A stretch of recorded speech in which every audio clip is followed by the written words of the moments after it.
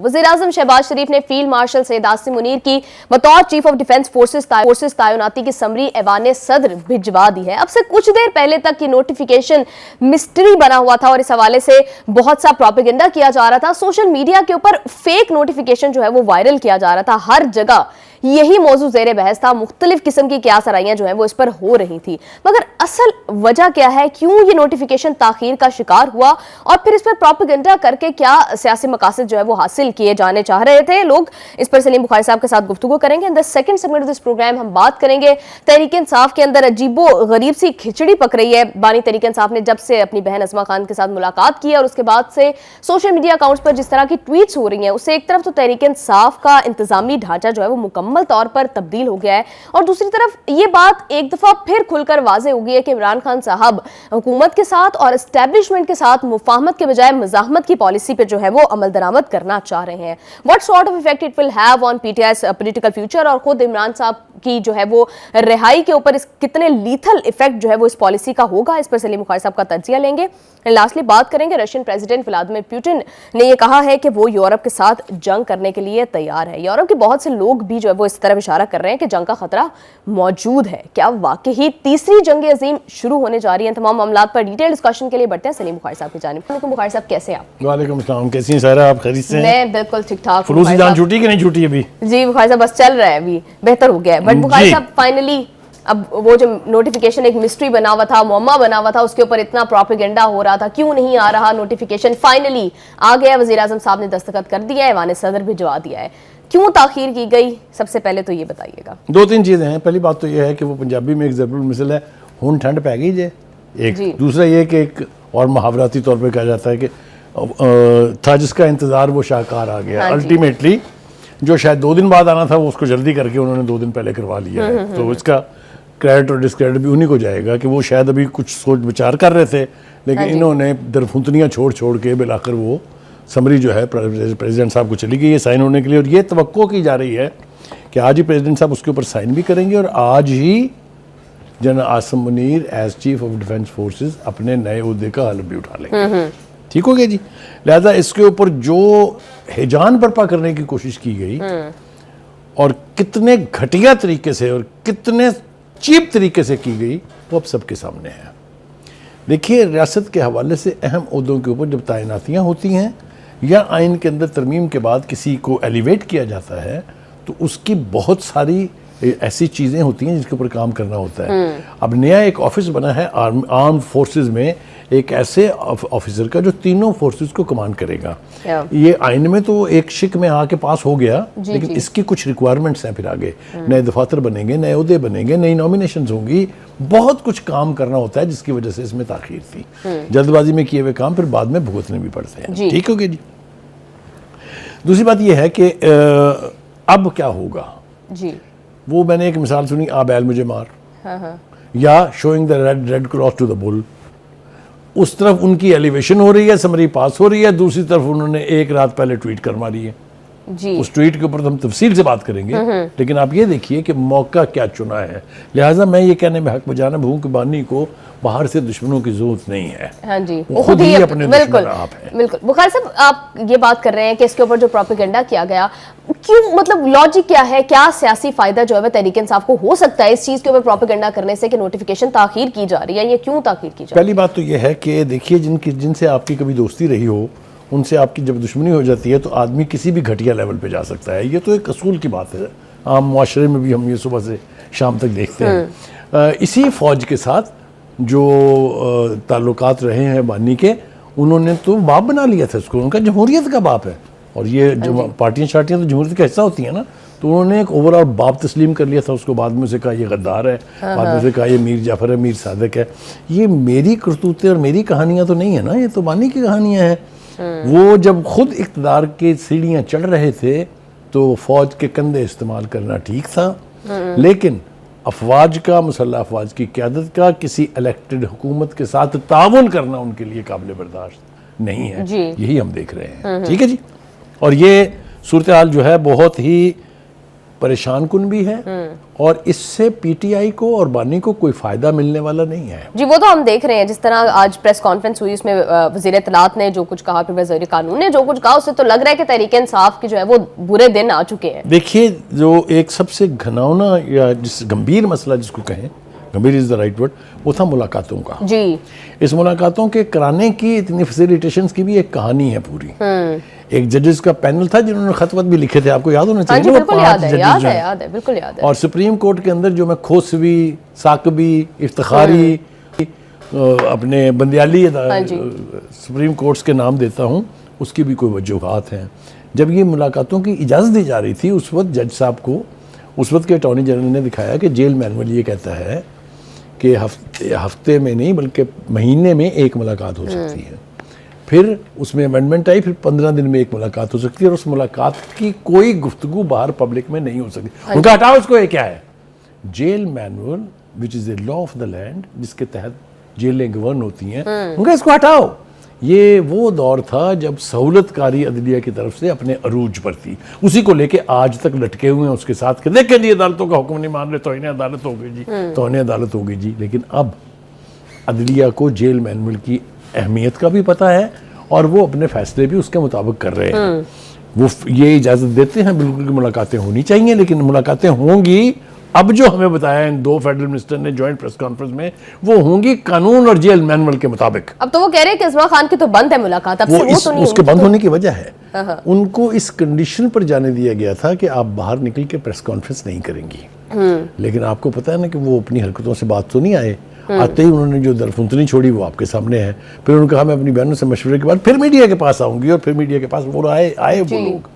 تو جب یہ کچھ ہوگا تو ملاقاتیں نہیں ہوں گی. اب تو وہ انتہائی کلیئرٹی کے ساتھ کہہ رہے ہیں کہ نہیں ہوں گی جی, ملاقاتیں کر لے جو کرنا ہے. اس کا کون ذمہ دار ہے؟ اس کا ذمہ دار وہ ہے جنہوں نے ان ملاقاتوں کی فیسیلیٹیشن کو غلط استعمال کیا. جی بخاری صاحب, ایک سوال جو تحریک انصاف کے سپورٹرز اکثر کرتے ہیں وہ میں آپ کے سامنے رکھنا چاہوں گی کہ why government is so fearful of Imran Khan. مطلب اگر ان کی کوئی بات ٹویٹر پر آ جاتی ہے تو اس سے اتنا خوف زدہ کیوں ہے حکومت؟ دیکھیے یہ جو ایک تاثر قائم کیا گیا ہے سوشل میڈیا کے اوپر, ان کے سوشل میڈیا ہینڈلرز نے. اب میں آپ کو لے چلوں گا پھر ماضی کے اندر. مجھے آپ کو یاد ہونا چاہیے, مجھے تو اچھی طرح یاد ہے جب کہا گیا یہ کہ کسی نے اس کو ہاتھ لگایا تو یہ ہماری ریڈ لائن ہے اور خون کی ندیاں بہ جائیں گی, یہ شیخ رشید نے کہا تھا. یاد ہے آپ کو کہ نہیں یاد ہے؟ تو انہوں نے کہا اچھا پھر دیکھ لیتے ہیں کتنی خون کی ندیاں بہتی ہیں. 2 سال سے بھائی اندر ہے. کیا کر لیا کسی نے؟ جو شروع میں ان کو رسپانس ملا تھا جلسے جلوسوں کا, وہ آہستہ آہستہ فضل آؤٹ ہو گیا ہے. اب ان کے بلانے پر بھی کوئی نہیں آتا ہے. اور ایک نتیجہ ہم نے اور دیکھا کہ جب اس طرح کی بڑکیں آپ ماریں گے, جب اس طرح کی گراؤنڈ سچویشن کو نظروں میں رکھے بغیر آپ اعلانات کریں گے تو پھر لوگ ڈسگرنٹلڈ ہوتے ہیں. پہلے تو ورکر بیٹھا نا جو 9 مئی میں آپ نے ان کے ساتھ کیا, اس کے بعد ورکر نے کہا ہم تو نہیں آتے جی آپ کے جلوسوں میں.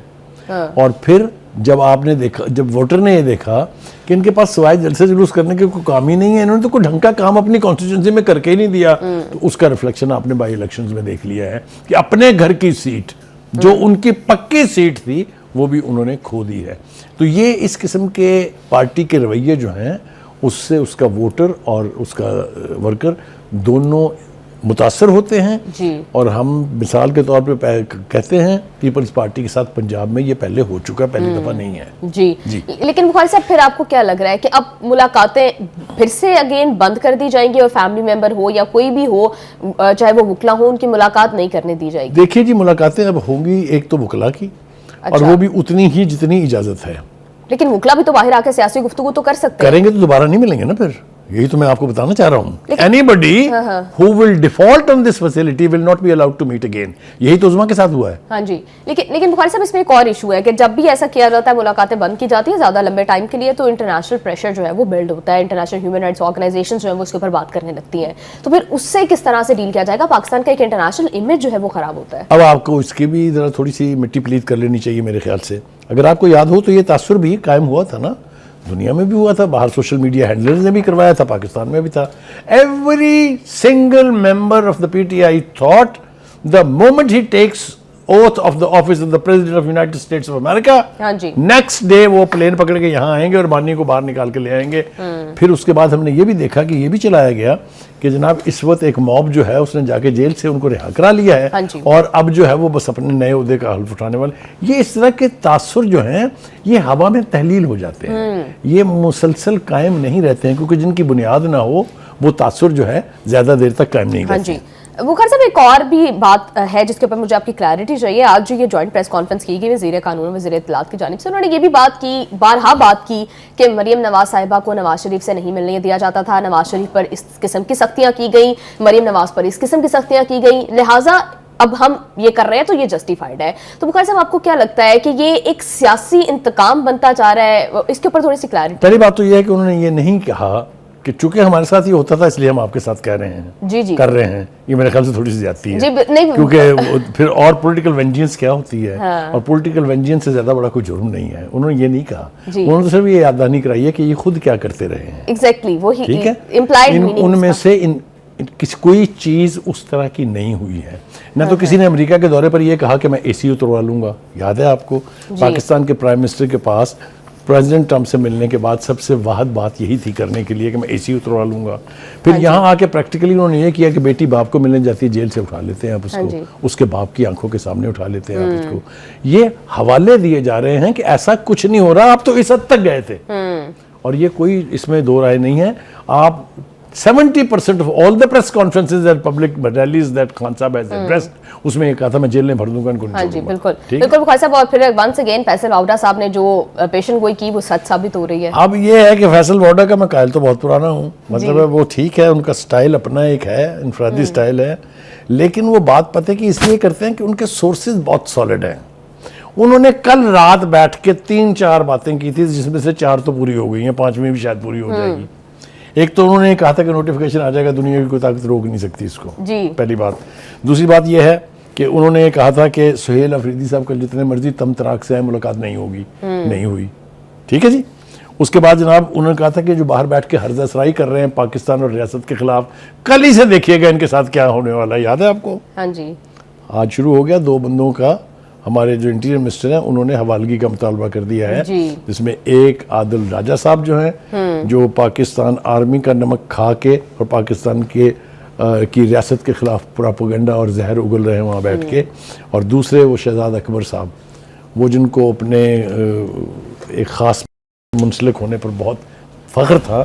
انہوں نے جس طریقے سے 190 ملین کے پاؤنڈ کا جو کیس ہے اس کے اندر بریف کیس پکڑا تھا لندن سے, اس کے ویڈیو جو ہے ابھی تک موجود ہے, ان کو بھی واپس لانے کے لیے کہا. ایک تیسرا ہے, اس کا بھی نام نہیں آیا لیکن آ جائے گا آج کل میں, وہ ہے شہباز گل. ان لوگوں نے بیٹھ کے پاکستان کی ریاست کے خلاف سازشیں کی, غداری کی, ورلڈ بینک اور آئی ایم ایف کے دفاتر کے سامنے بیٹھ کے مظاہرے کیے کہ پاکستان کو لون نہ دیں, پاکستان کو بینکرپٹ آپ ڈکلیئر کر دیں, and so on and so آن. بخار صاحب آپ کو کیا لگتا ہے کہ لیگلی, اور ہم ایکسٹریڈیشن ٹریٹی کے تو وی نو کہ دیٹ ایگزسٹ, لیکن لیگلی کیا جو ہے وہ برطانیہ ہے وہ ہمارے ساتھ اس کے اوپر تعاون کرے گا, یا پھر اس کو فریڈم آف سپیچ سمجھتے ہیں؟ دیکھیے ایکسٹریڈیشن ٹریٹی جو ہے یہ under the Geneva convention United nations کا ایک انسٹرومنٹ ہے جو 2 ملک فری ول کے طور پر آپس میں سائن کرتے ہیں, اور اس کا بنیادی مقصد یہ ہے کہ جو بھی کوئی ایسا جرم کرے جو اسٹیٹ کے خلاف ہو اور کہیں جا کے ایسے ملک میں پناہ لے لے جس کے ساتھ ٹریٹی ہے, تو وہ اس کی حوالگی کا مطالبہ کر سکتے ہیں. آپ کو یاد ہوگا یہاں پر تو ریمنڈ ڈیوس جیسے بندے کو بغیر کسی ٹریٹی کے ایکسٹریڈائٹ کر دیا گیا تھا, یاد نہیں آپ کو؟ اور ہم مطالبہ کرتے رہے کہ عافیہ کو واپس بھیج دیں, تو آج تک انہوں نے نہیں بھیجا ہے. لیکن جہاں یہ ٹریٹی ہوتی ہے اس کا بنیادی ذمہ داری ہے اس ہوسٹ کنٹری کے اوپر جہاں ایسے لوگ بیٹھے ہوں کہ وہ ان کو حوالے کر دے. ایک بات میں اگر بتا دوں آپ کو کہ اگر وہ ہتھے چڑھ گئے تو سلوک ان کے ساتھ بہت برا ہونے والا ہے, اور قانون کے مطابق ہوگا, کوئی غیر قانونی نہیں ہوگا. اس لیے کہ جس قسم کی ہرزہ سرائیاں انہوں نے کی ہیں وہ آپ کے سامنے ہیں. جس طرح سے خان صاحب کو مس گائیڈ کر کے ان کی تباہی کا باعث بنے ہیں شہزاد اکبر, وہ ساری چیزیں پھر سامنے آئیں گی. جی بخار صاحب, تحریک انصاف والی سائڈ پر تو ہم بعد میں آئیں گے. گورنمنٹ کی سائڈ سے جس طرح سے تحریک انصاف کو ود آئرن ہینڈز ڈیل کیا جا رہا ہے, کیا مستقبل دیکھ رہے ہیں کوئی راہ نکلے گی مل کر بیٹھ کر بات کرنے کی, مذاکرات کی, کوئی برف پگھلے گی؟ دیکھیے آپ ریئلسٹک جائزہ لیں کہ جتنی بھی آفرز تھی ڈائیلاگ کی to resolve this political chaos, وہ حکومت کی طرف سے ہیں. جب وہ اس بات پر مضر تھے کہ ہم بات کریں گے طاقتور طبقے کے ساتھ without naming the military leadership, ان کو ایڈوائز کیا گیا کہ no we are not interested, talk to the sitting government جو بڑی جماعتوں کی الائڈ گورنمنٹ ہے. ٹھیک ہے جی. آپ نے ایک نہیں سن کے دی، جتنی بھی آفر کی گئیں آپ نے ایک بھی سن کے نہیں دی گی. اور اگر ایک مرتبہ آپ نے سنی لی، جب آپ نے دیکھا کہ اور کوئی راستہ نہیں ہے، تو 3 راؤنڈ آپ نے کیے اسپیکر نیشنل اسمبلی کے دفتر میں بیٹھ کے، اس کے چیمبر میں بیٹھ کے، اور اس کے بعد بھاگ لیے. جی. اس لیے کہ بانی پی ٹی آئی نے جیل سے بیٹھ کے لگامیں کھینچی اور کہا نو ٹاکس. جی. جب یہ رویے ہوں گے تو آپ خود سوچئے کہ کیسے سیاسی کشتی جو ہے وہ کنارے لگ سکتی ہے. تو ایک تو یہ ہمیں اس گراؤنڈ سچویشن کا بالکل پتہ ہونا چاہیے. دوسری بات جی صاحب sorry to interrupt you, programme میں شامل کریں گے ایک شارٹ بریک سے واپس آ کر ہم تحریک انصاف کا ان تمام معاملات کے اوپر کیا موقف ہے، بانی تحریک انصاف اس پر کیا سٹانس رکھتے ہیں، اس پر سلیم بخاری صاحب کا تجزیہ لیں گے. ہمارے ساتھ رہیے گا.